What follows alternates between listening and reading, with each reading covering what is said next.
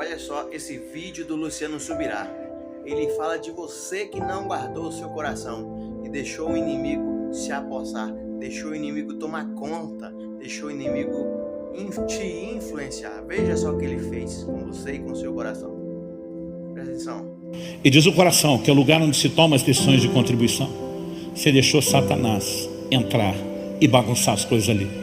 Significa que o coração, que deve ser guardado acima de todas as coisas, porque dele procedem as fontes da vida, onde nós tomamos decisões, onde fazemos escolhas, onde nossos motivos estão lá borbulhando, quer a gente esteja consciente, quer não, pode ser influenciado pelo reino espiritual, tanto por Deus como pelo diabo.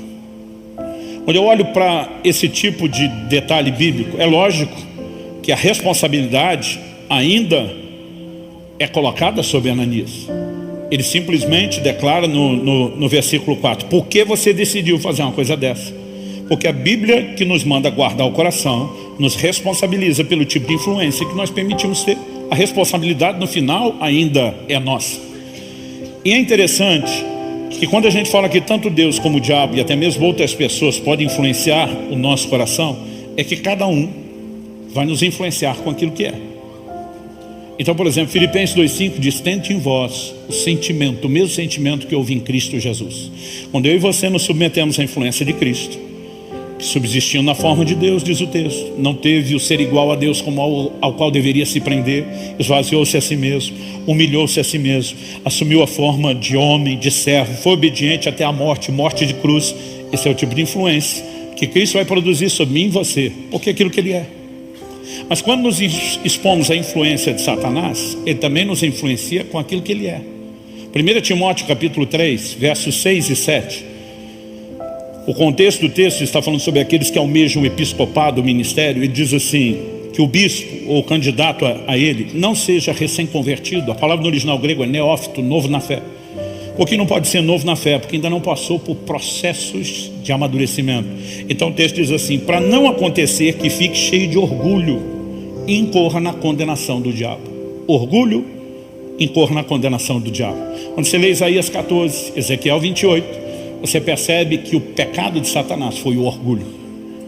A Bíblia nos mostra ele dizendo, subirei acima das estrelas do céu, serei semelhante ao Altíssimo, e o mesmo pecado que ele cometeu é aquilo que ele vai tentar levar as pessoas a cometerem. O verso 7 diz, é necessário também que ele tenha bom testemunho dos de fora, a fim de não cair na desonra e no laço do diabo.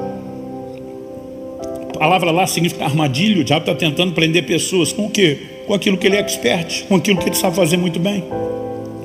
Agora, essas influências, elas não são irresistíveis. Tem muito crente culpando o diabo pelas suas decisões. Mas a Bíblia diz, resistir ao diabo e ele fugirá de vós. Então, há uma influência, ela pode encontrar espaço, mas eu sou responsável por permitir que ela entre ou não.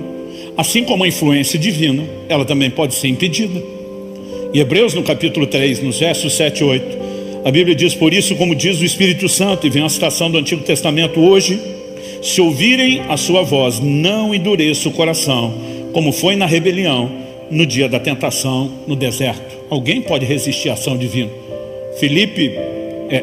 Estevão, pregando antes da sua morte, do seu martírio, ele diz, vós sempre resistis ao Espírito Santo.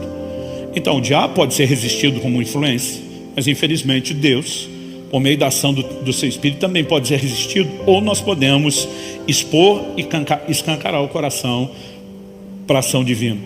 Então, depois de questionar o que está no coração, que é o centro de comando, as fontes da vida, e como motivações podem estar lá sem que a gente perceba, a gente está avaliando os caminhos, dizendo que são puros, mas a Bíblia diz, é Deus que sonda o que pesa o Espírito.